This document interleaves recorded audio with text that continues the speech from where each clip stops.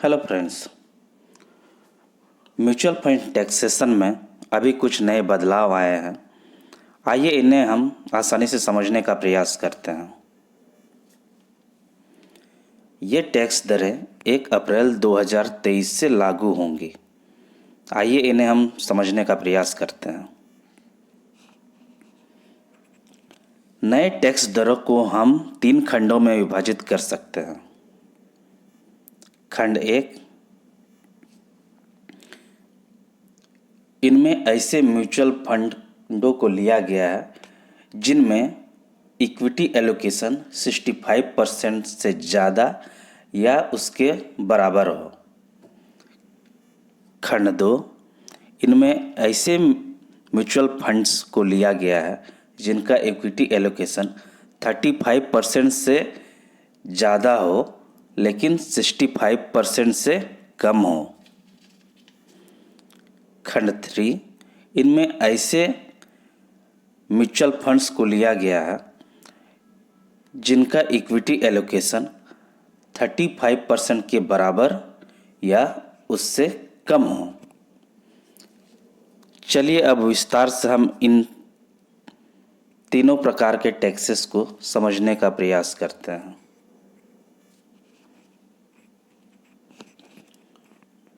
उन म्यूचुअल फंडों को जिनका इक्विटी एलोकेशन 65% के बराबर हो या उससे ज़्यादा हो, उनमें इस प्रकार से टैक्स लगेगा। STCG टैक्स यानी short term capital gain.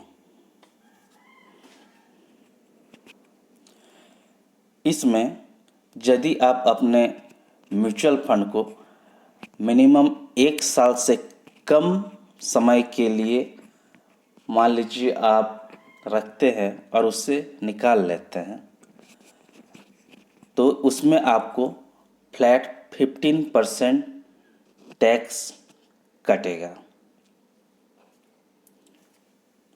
Long term capital gain में आपको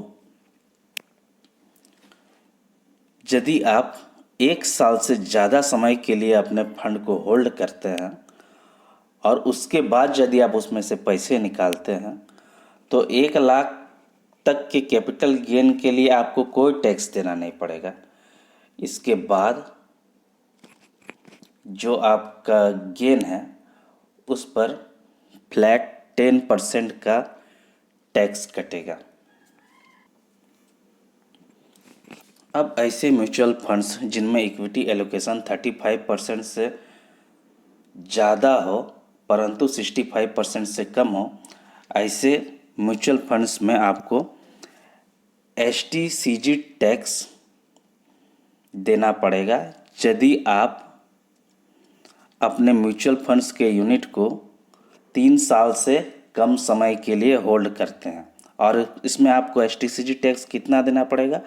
इसमें आपको आपके टैक्स स्लैब के हिसाब से जिसमें आप पढ़ते हो उसी के हिसाब से टैक्स देना पड़ेगा। और इसमें लॉन्ग टर्म कैपिटल गेन आपको तभी देना पड़ेगा जब आप अपने यूनिट्स को 3 साल के बाद रिडीम करते हो और यदि आपने अपने यूनिट्स को कम से कम 3 साल के लिए होल्ड किया हो तो आपको इस पर टैक्स लगेगा फ्लैट 20% विथ इंडेक्सेशन। अब यहाँ इंडेक्सेशन का क्या मतलब हुआ? मान लीजिए आप अपने यूनिट्स को यानी म्यूचुअल फंड्स के यूनिट को 3 साल से ज़्यादा समय के लिए होल्ड करते हो और मान लीजिए आपने इस अवधि में 9% के हिसाब से आपने ग्रोथ पाई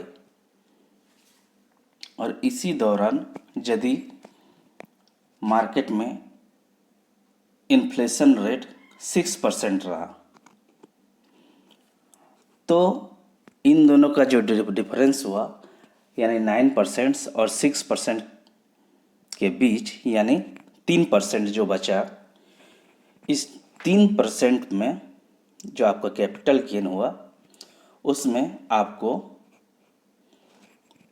फ्लैट 20% का टैक्स देना पड़ेगा।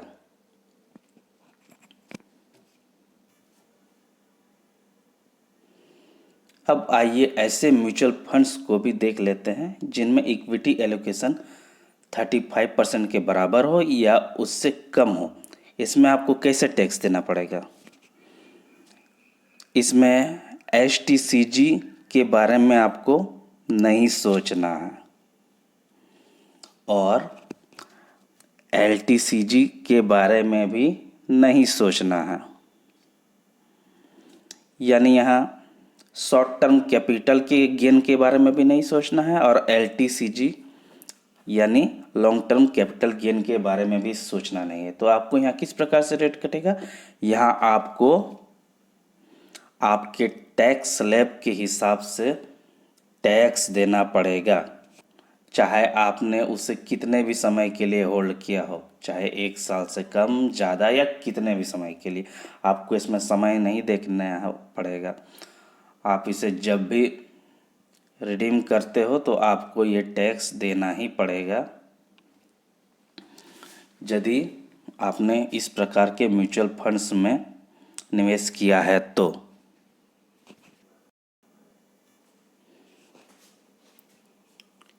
वीडियो में बने रहने के लिए आपका धन्यवाद।